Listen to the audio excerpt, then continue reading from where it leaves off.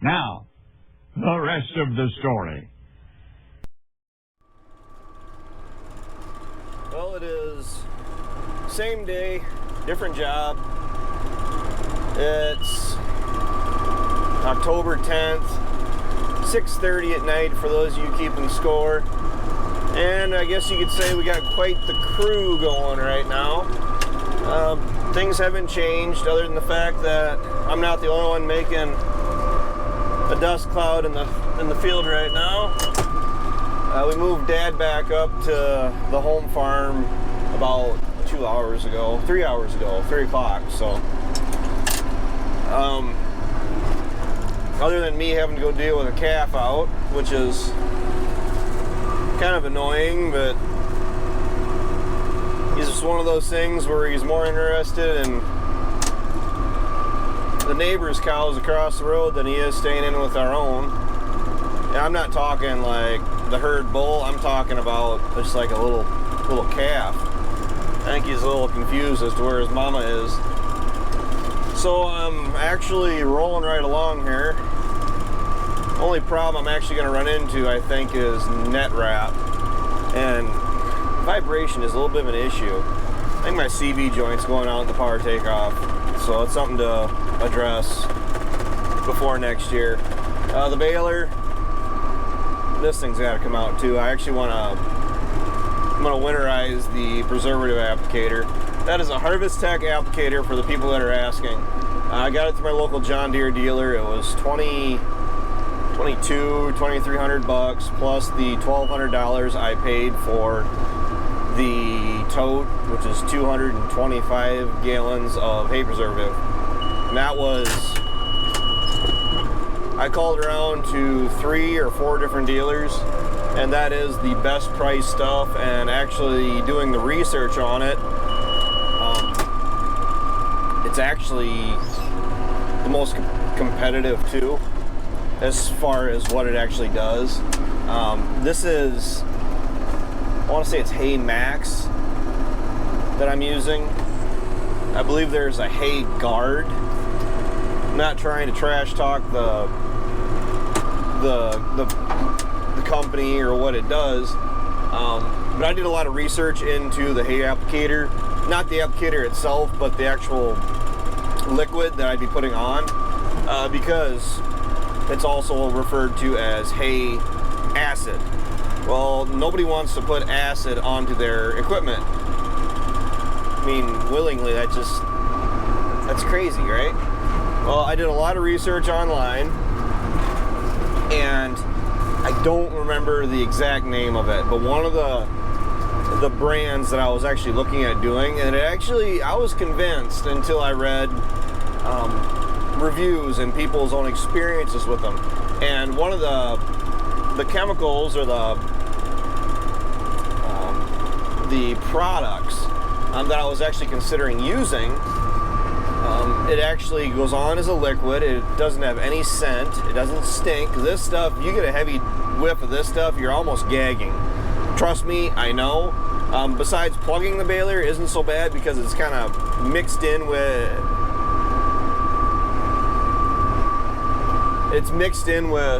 the hay and material. We were emptying out the tote. We were getting the last of the liquid out of it for the last hay run, and I was having problems with that pump. Buying an $80 pump off eBay came back to bite me in the ass. So now I'm kind of looking at buying a more expensive one that primes easier, because we had issues with this one. It just wouldn't prime, and Dad got a bunch of it on his arm, and he almost had to go shower because it got his skin so bad.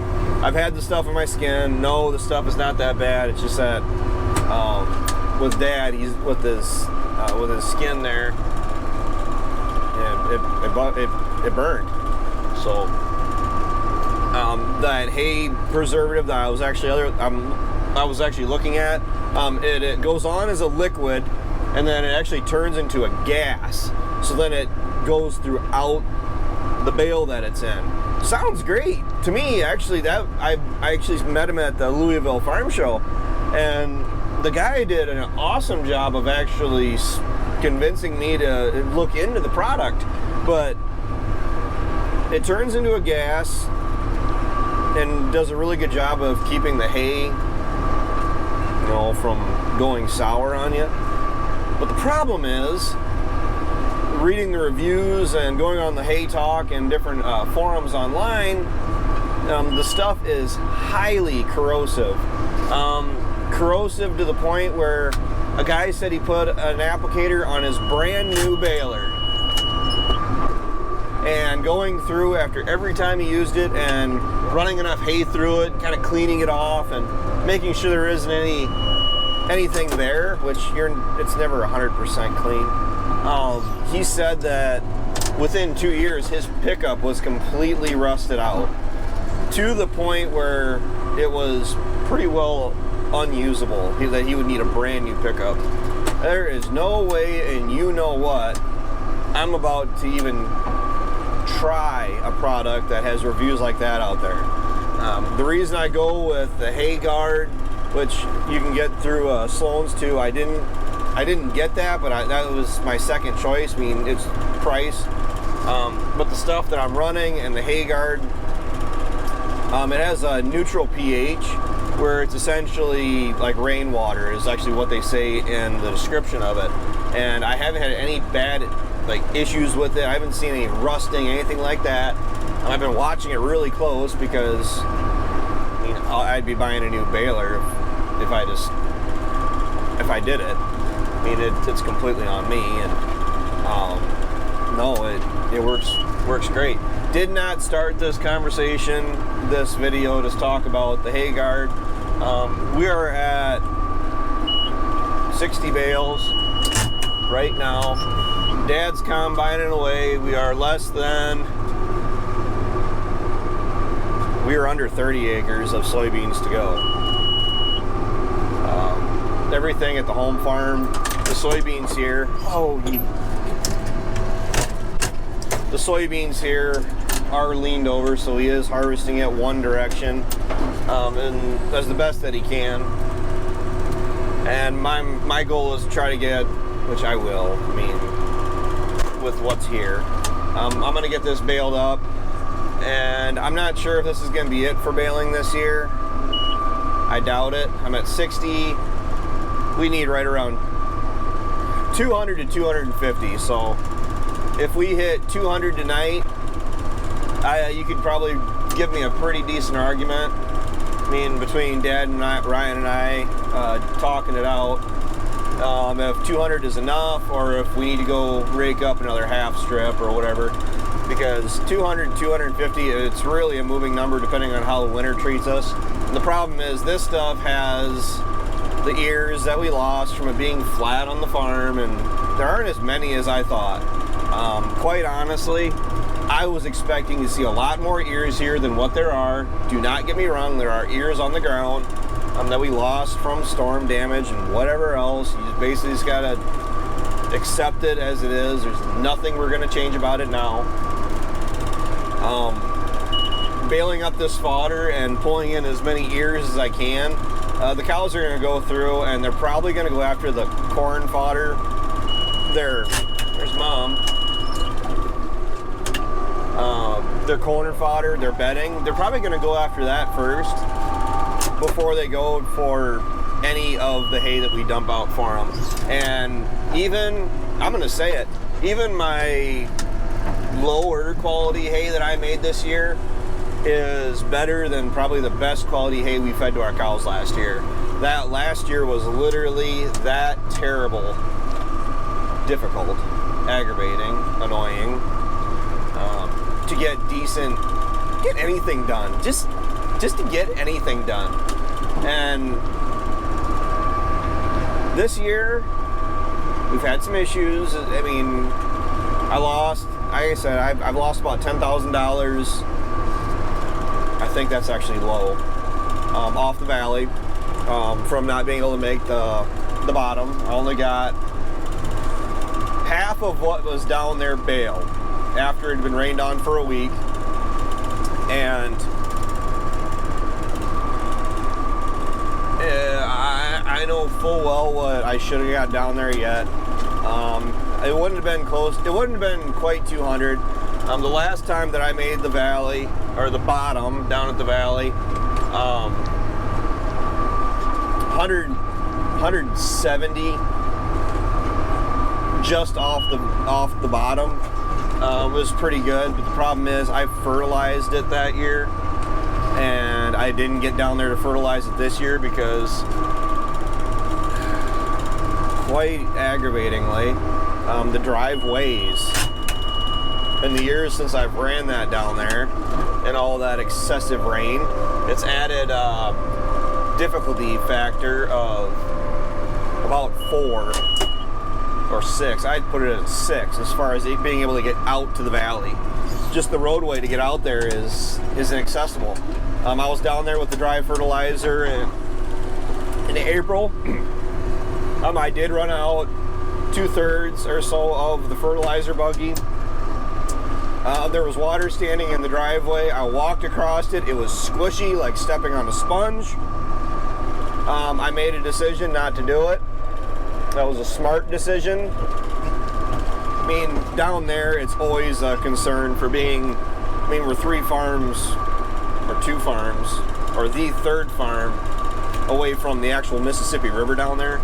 It did back up, it did flood. I mean, I'm money ahead there because, I don't want my fertilizer going down the river, ever. So, there's that. So I didn't have the fertilizer. If I would have gotten it baled, even what was there, when I was cutting it, in the videos that I made cutting it, it was heavy, but it wasn't as heavy as it's been in the past. For being July 5th when I was cutting it, it could have been heavier. I'm gonna be pulling soil samples off of everything down there, fertilize with dry fertilizer next year if I'm able to, and then yes, I'm going to be doing the liquid fertilizer with my sprayer after my first cut. I'm only going for 2 cuts. Going for more than that.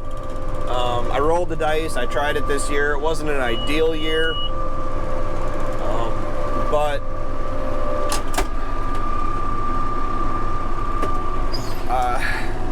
you know what?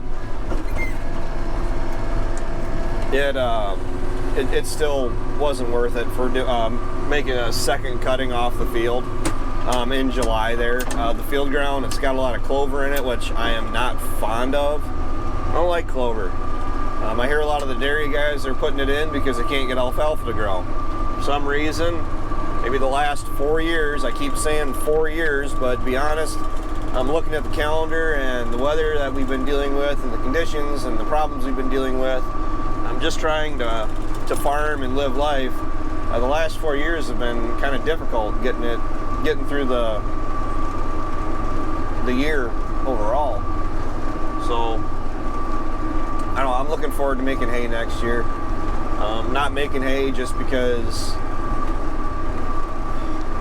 we needed it for rotation, or we used to make too much hay when we were milking. I mean, I think I've said that before, but that was Grandpa's thought process because that's the way he always did it. He always had contoured hay and corn, or hay. Well, it was always hay or corn up until the last few years. But, if at the very least we should have been trying to market some of that extra hay, but he wouldn't.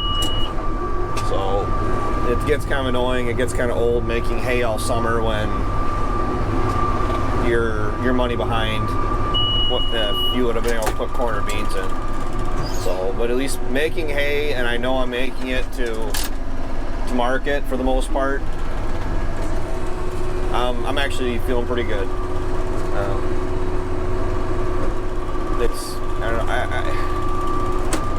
This year I wasn't excited basically through most of the spring, part of the summer. I mean, I'll be honest, even planting this year with the gut check we had gotten with the prices and everything else that we've been dealing with, It wasn't really easy to get excited for putting crops in, especially when up until about a week and a half ago,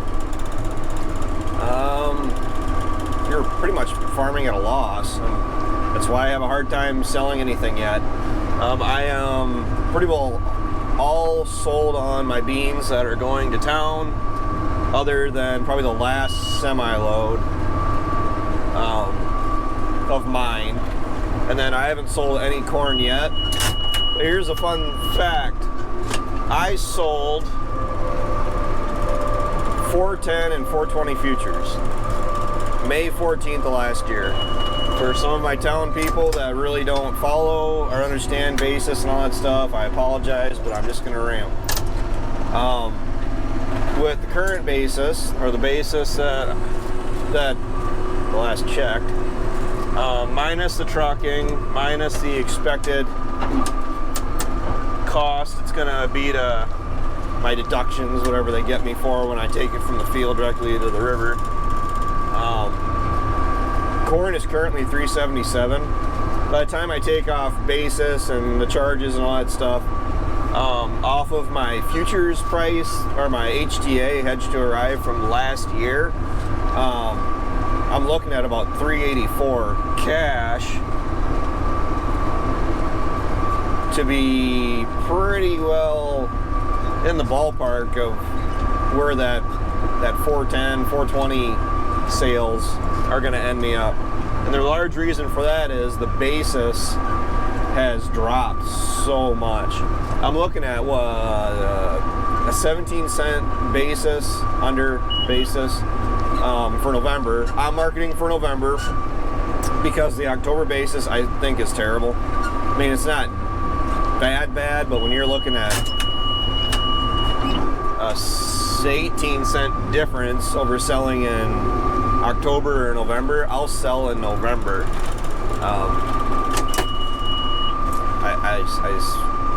I feel like that's the way to go. And probably one last comment on this. Hopefully be done with beans tomorrow by noon. It really depends on how late Dad goes. He could run all night for all I care. It's just one of those things where we got to get beans done. Yeah, hell, I'll stay here all night. Done it before. Get the beans done. That's a big, not even so much a stressor, but just a big one to have done. And don't have to worry about fighting the weather to get the beans off. Then we can put the corn head back on and it can just stay on. As far as this, I got 55 bales off that lower strip. That's approximately 12 acres or so. So it's yielding really well. It's dry. Gonna try to get as much of it inside as it's gonna get rained on, yes. We're gonna try to put in as much as we can later on. And then